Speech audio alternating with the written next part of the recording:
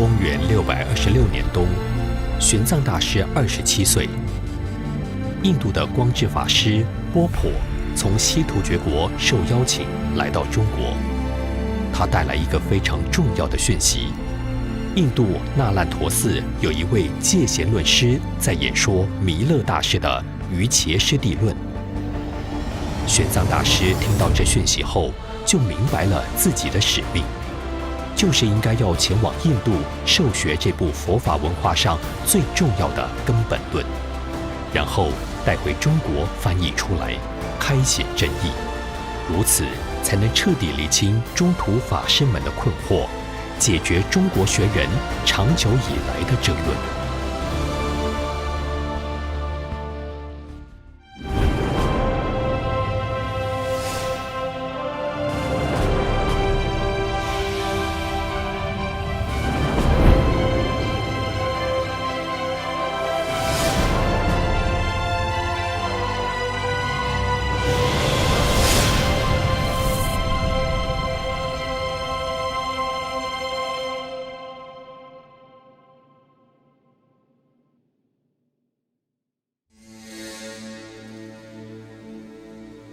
唐朝对于僧籍的管理非常严格，也限制百姓不得随意离开长安。对外的关防非常严厉，任何人都不得随意离开国境。玄奘大师于是结合了有志于厘清佛法之见，愿意一起前往印度求取经论的法师们，共同上书朝廷，希望得到出关的允可，但却遭到拒绝。最后，法师们一个个放弃了，唯有玄奘大师不为所动。他决定一个人西行，并开始学习外国语文。天资聪颖的他，不久即因宿世因缘而通晓了西域国家的语言。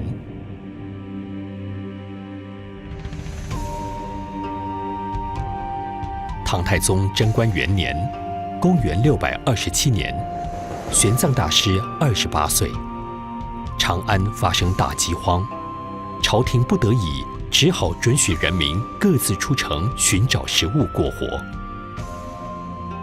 玄奘大师打算趁此良机离开长安，于离开前先到佛寺向佛陀祈愿。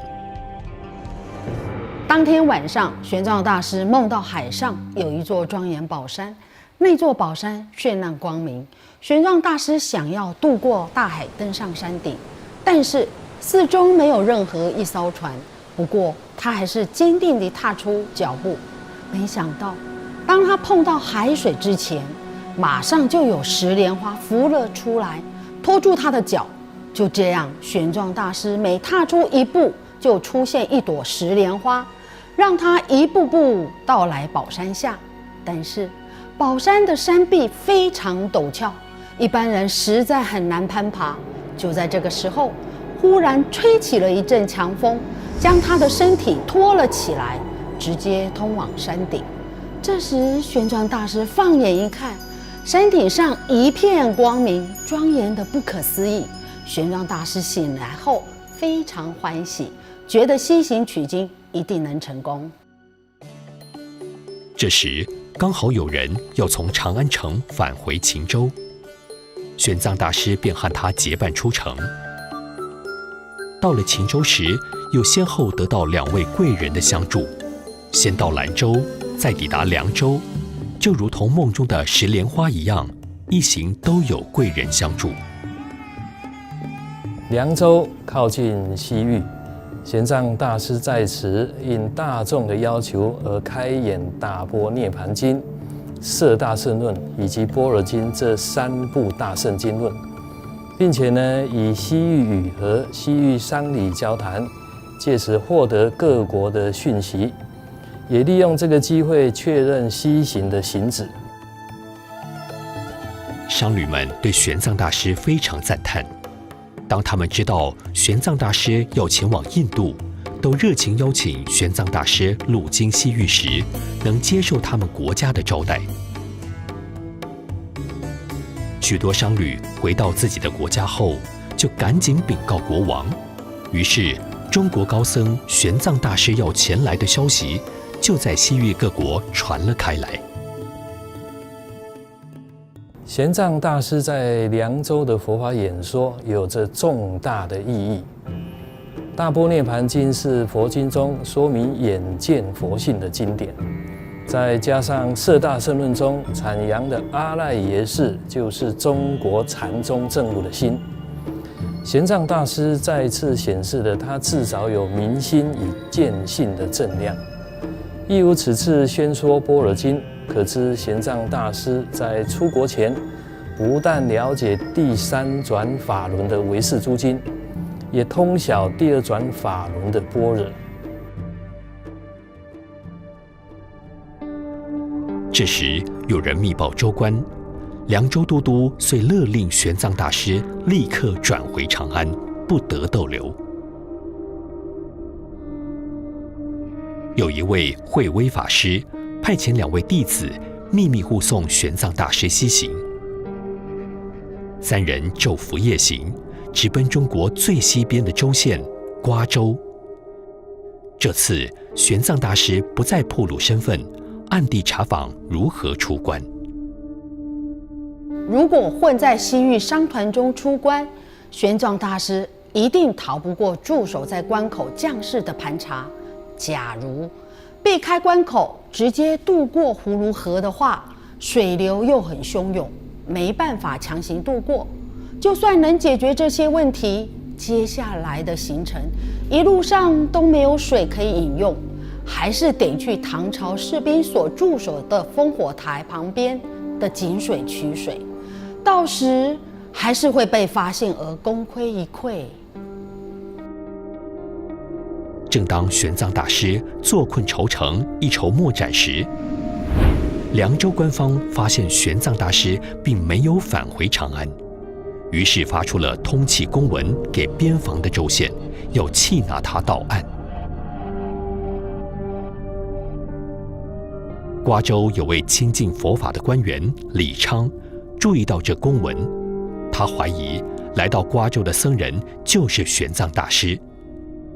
私下询问后，玄奘大师求法的心感动了李昌，他就撕毁公文，并提醒早日启程。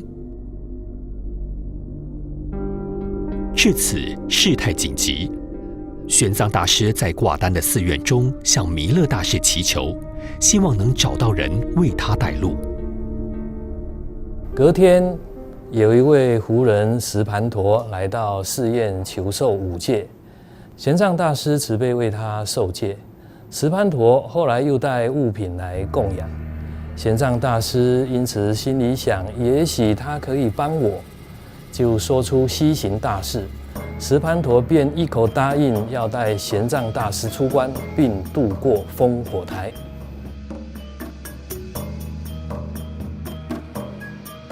临行前，有位老人告诫玄奘大师：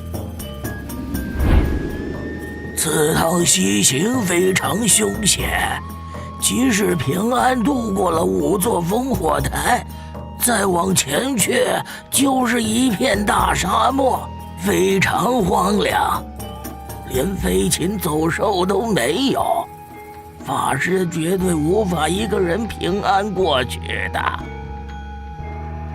谢谢您的好意，但取经关系到中国佛法的未来，玄奘万死不辞。老者深受感动，就将自己的仕途老马与玄奘大师的马匹交换。于是，玄奘与石盘陀2人来到了水流湍急的葫芦河。在石盘陀的机智帮忙下，玄奘大师终于渡过了大河。但是石盘陀曾2度反悔，当时企图用刀和弓箭伤害胁迫玄奘大师返回边境。然而玄奘大师都冷静处理对峙，石盘陀只好作罢。后来不断地劝说玄奘大师返回边境，但是都遭了大师的拒绝。石盘陀他只好说出心中的担忧：如果我们都被捕，担心连累他一家大小性命，纵使自己不跟随，让法师一个人前去，他也会被抓住而供出他的名字。玄奘大师知道他的担忧，因此对他承诺，即使遭受严刑拷问，也绝不会供出他来，然后再以一匹马酬谢他，并一个人前往烽火台而去。5座烽火台分散矗立在一望无垠的大漠上。当玄奘大师来到第1座烽火台的水井旁时，被守卫发现了，飞箭几乎射到他的身上，只好高声表明身份。于是官兵将玄奘大师带到校尉王祥的面前。王祥本身学佛，因此很恭敬地说：“这里不会降罪法师，请法师到敦煌寺院安旦，您在那里必会受到欢迎和供养。”玄奘于长安宗将巴蜀之师，无不负及亲随，竟得诸法师所解，对论无碍。如果真要追求供养，又何必来到敦煌呢？只因中国佛法不全，所以玄奘才不畏生死，希望的就是能亲至印度，将佛法带回中国，救度苍生。玄奘任凭责罚，绝不东回一步。王祥听到玄奘大师的说明，受到大师志向的感召，准备妥当了一切饮食，并指点玄奘大师如何走捷径而直达第4座烽火台。那里是由王祥的亲戚王伯陇驻守。王伯陇他也有学佛的善根。玄奘大师到达了第4烽火台时，非常小心，不敢直接暴露身份。但是当在取水时，一样被发现了，于是赶紧出示身份和王祥的指示后，王伯陇非常欢喜地提供一切饮食，也指示了如何绕过第5烽火台，能直达绿洲野马泉的捷径。玄奘大师告别了王伯陇，前进了100多里路，理应来到可以补给水草的野马泉了，然而却遍寻不着，这时才发现迷路了。喝水时又不慎掉落水囊，原本足够1000里路形成的储水就全部流失了。此时玄奘大师只好折返，循着原路回烽火台，想问清楚正确的路径，并且补充所需的水量。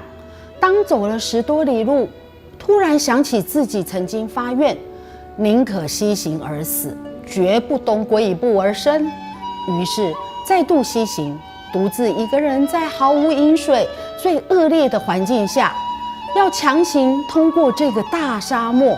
这是千古以来从来没有人做过这么艰巨的事情。广大的漠河盐气大沙漠长达800多里，故称沙河。沿途只有漫漫的黄沙，没有水草，更无飞禽走兽。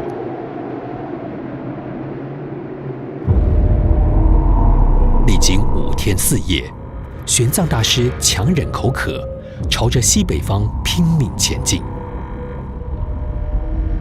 最后人困马乏，不知倒地。这时玄奘大师西行的每一天都意念观音大士，并诵念心经，祈求保佑取经路途一切顺利。遇到这样的艰困环境，更是不断默念圣号，祈求观音灵感加持。到了半夜，玄奘大师突然感觉一阵清凉，身体舒畅，就睡着了。梦中看见一位护法天神大声叫唤着他：“快起来，赶快起来！”于是玄奘大师起身上马，奋力前进。突然老马挣脱了控制，自行走进一条岔路，眼前出现了一处绿洲。玄奘大师心想，地图上找不到这片绿洲，这一定是观世音大师加持变现来帮助我的。观世音大士无量劫来早已成佛，此次倒驾慈航是由于释迦古佛往昔曾经协助证悟的因缘而来辅助弘法，又由于玄奘大师西行取经可以利益无量的众生，加上玄奘的信念具足，观世音大士因而示现悯佑护念。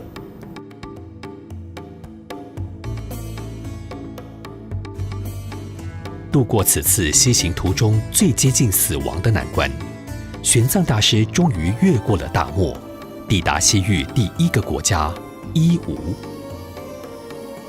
当地僧人和国王听说有一位中国法师只身渡过了800里路的沙河来到这里，都前来礼敬。高昌王瞿文泰也得到了消息，知道玄奘大师已经来到西域，他立刻派出使者前来邀请玄奘大师前往高昌。高昌王瞿文泰从商人口中知道有位中国大法师要去印度，当他一听到玄奘大师的名号，就心生欢喜，非常热切地希望玄奘大师能绕路经过他的国家。玄奘大师虽然有他的既定的行程，然而对方盛情难却，于是与使者一行人赶路到高昌。当玄奘大师到达时，赫然发现国王与王妃彻夜不眠，在等待他的到来。玄奘大师在高昌停留数日，打算继续西行。高昌王在大力挽留玄奘大师不成后，一时情急，便将玄奘大师软禁了。之后每餐，高昌王仍然亲自高捧食物饮水，制成恭敬供养玄奘大师，希望能让玄奘大师回心转意。但是玄奘大师一心记挂着西行，拒绝饮食。经过数天之后，玄奘大师的气息渐渐微弱，高昌王不禁后悔了，跪请玄奘大师用餐。愿法师用膳，本王绝对不再为难法师西行。那就请大王对着天空中的太阳发誓吧。倒不如我与法师在佛前结为兄弟。玄奘大师欣然同意，于是两人便在佛像和高昌王的母亲面前义结金兰。请法师未来由印度回转大唐时，请先到高昌受我供养3年。也愿法师成佛时，我可以像波斯匿王等国王一样来护持您。现在，请委屈法师在此讲说人王经1个月，好让文泰我为法师准备西行的物资。对于高昌王的请求呢，玄奘大师全部应允。于是等到玄奘大师身体康复之后，瞿文泰便恭请说法，全部的朝臣以及僧众都前来聆听。瞿文泰更是伏在地上，以自己的身体作为玄奘大师身坐的踏垫，如是的礼敬。高昌王找来4位沙弥当玄奘大师的侍从，并准备了御寒衣物，以及往返20年间所需的金银绢绸财物，并写信以及准备礼品给沿途各国的国王，打通一切关节。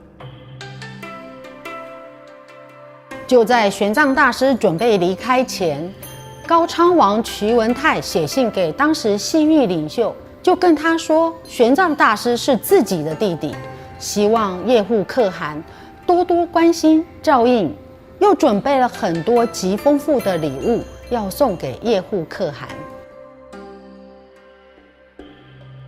玄奘大师离开高昌国，抵达了龟兹。当地国王带领群臣和僧众欢迎玄奘大师。秋瓷虽然佛法昌盛，但人民多信受二圣法。玄奘大师对国王说明，大圣学佛人不吃众生肉，也不食三净肉。当地有位曾在印度学法20余年的法师，名叫木叉菊多。玄奘大师便前往请教。木叉菊多坐在高座上接待玄奘大师，劝令坐在下方的玄奘大师不用辛苦地到印度去取经，只要将这里的杂心论、俱舍论、毗婆沙论等二圣法抄录回去就够了。这里有《瑜伽师地论》这部论吗？真正学佛人是不看这部邪论的。玄奘大师听到木叉菊多贬义大圣根本论是邪论的言语，就知道他是不信受大圣法的，原本对他的敬意便一扫而空。你所提的毗婆沙论、俱舍论，都不是释迦如来的究竟说，而且玄奘也早已了解这些论了。我之所以要前往印度，是为了修学《瑜伽师地论》。这部论是当来成佛的弥勒大士所说，你竟说是邪论，难道你不怕因果吗？这些论都不是你现在的程度所能了解的。哼，你又如何知道俱舍论等不是如来的究竟说呢？依玄奘大师当时的正量，当然很清楚，如来为了要教化想要求解脱的声闻人，而从大乘法中抽出能够解脱生生世世分段生死的部分义理，而施设的声闻与言解法。这些二乘法只是大乘法的局部，并不是究竟的成佛之道。木叉菊多其实并不清楚大乘法涵盖二乘的声闻和缘觉法，也不知道玄奘大师当时的正量，所以轻慢于玄奘大师。玄奘大师又将如何以智慧折服木叉菊多呢？继续西行的路还会遭遇哪些险阻？又将如何以大乘佛法教化沿途所经国家的僧俗二众呢？